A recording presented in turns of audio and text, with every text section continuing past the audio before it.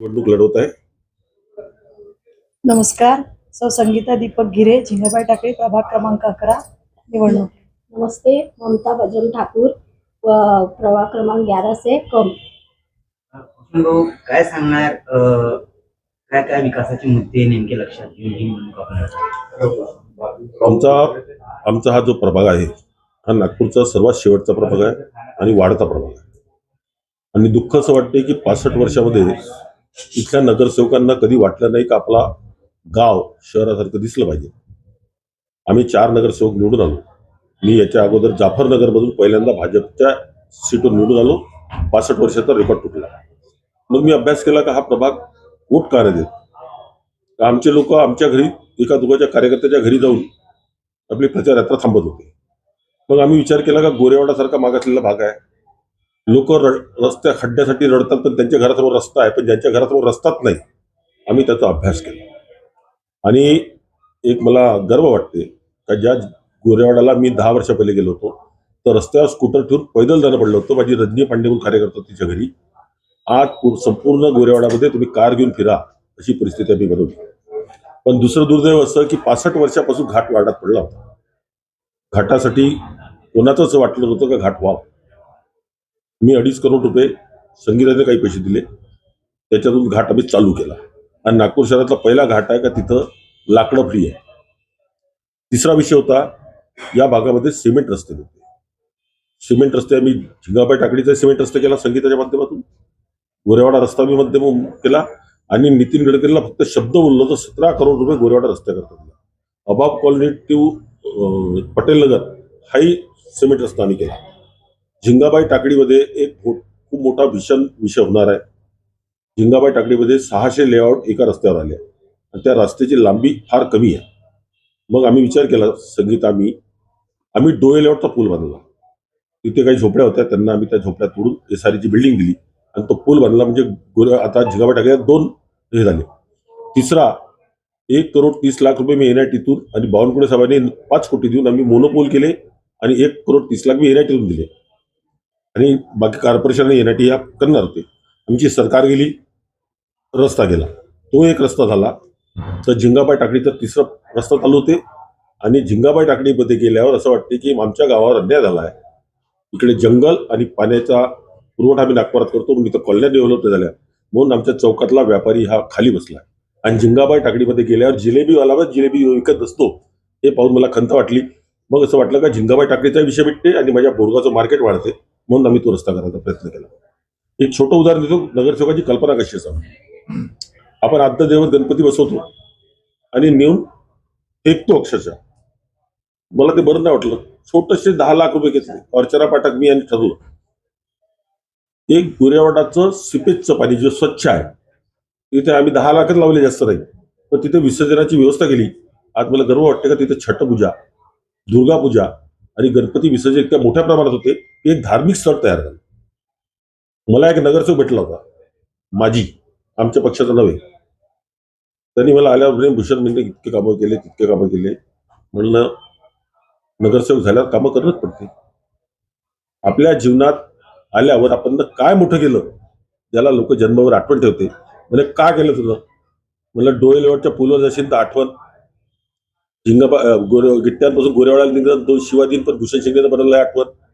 आणि माणसाचा अंत जेव्हा होते तेव्हा म्हणलं घाटावर जाते तेव्हा 2 शिवा भूषण शिंदेले देईन, संगीताले देईन, ममताले देईन, पण म्हणन हा यांच्या जमान्यात झालेला घाट आहे. शरमला तो चालला गेला. स्वाभाविक जनतेची मी माफी मागतो. जनतेला स्वतःच्या घरच्या समोरची नाली, बसायची खुर्ची, पण या विभागाचा सर्वांगीण विकास करण्याकरता हे मोठे करणं आवश्यक आहे. आता आमच्यासमोर 2 विषय आहेत. झिंगाबाई टाकडी गोरेवाडा हा रोड बनवायचा आणि आपल्याला माहीत असेल रामदेव बाबाला 12 एकरचं रॉक गार्डन मंजूर आहे.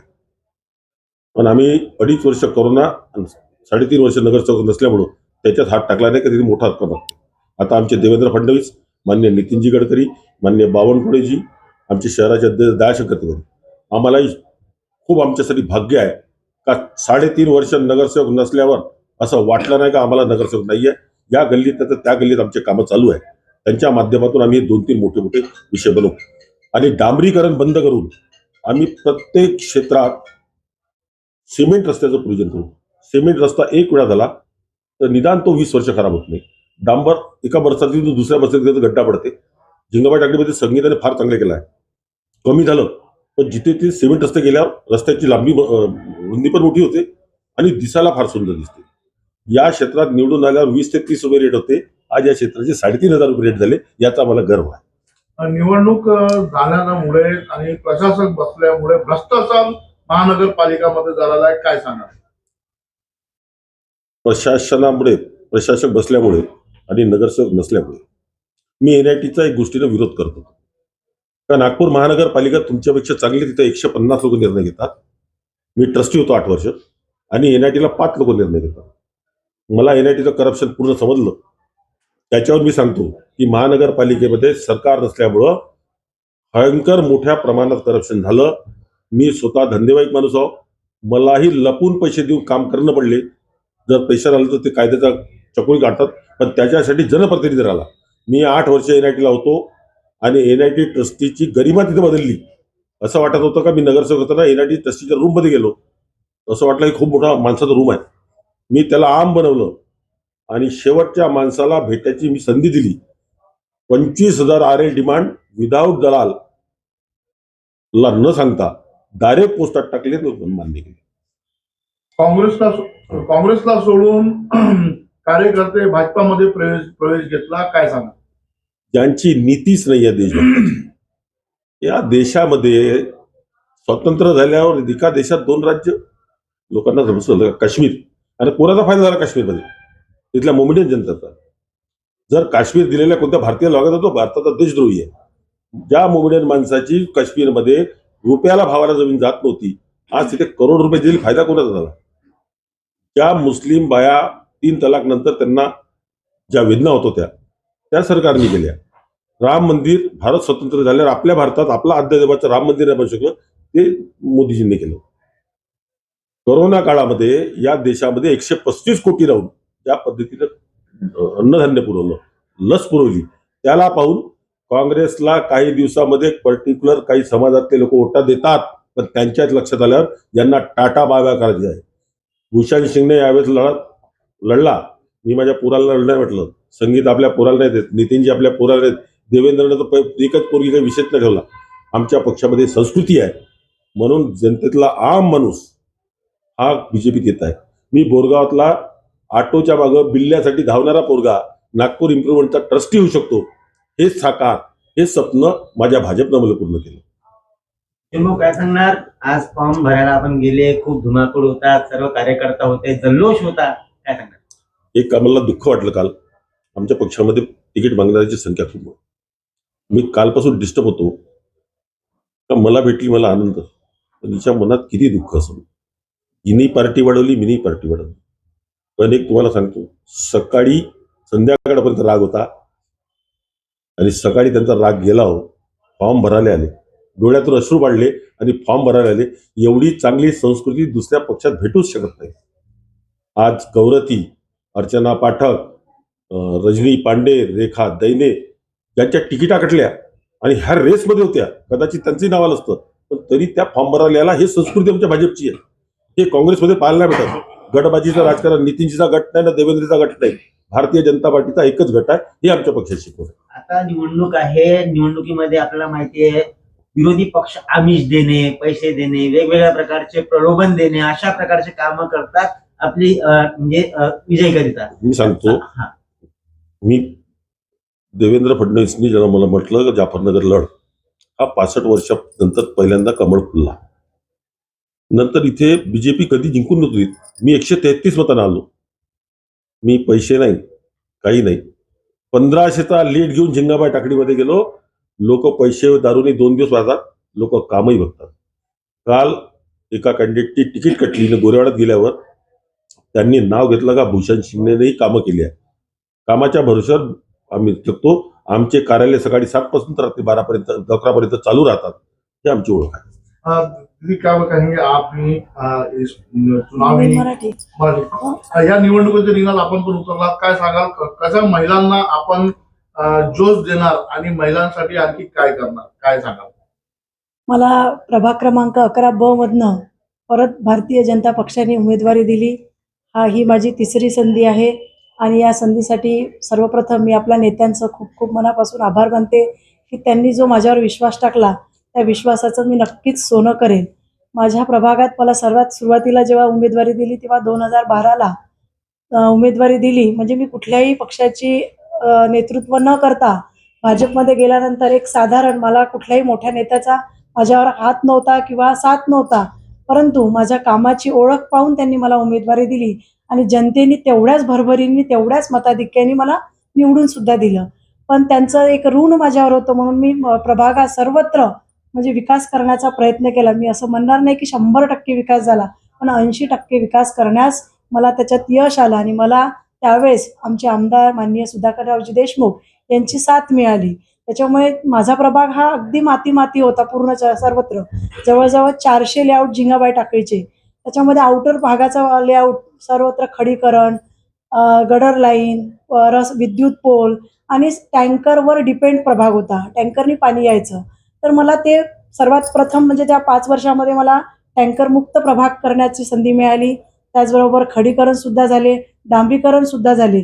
कधी न भूतो न भविष्य त्या प्रभागात कधीही गार्डन पाहिलं नव्हतं. त्या गार्डनमध्ये गार्डन केलं, खेळणे लावले आणि त्याच्यानंतर हे सगळं विकास काम पाहून मला 2017ला परत भाजपने उमेदवारी दिली आणि जनतेने परत माझ्याशी विश्वास ठेवला, आशीर्वाद दिला आणि भरभरून असं मताधिक्याने म्हणजे 13,041 मतांनी मला त्यांनी निवडून दिलं. जवळजवळ 4,000ची लीड होती.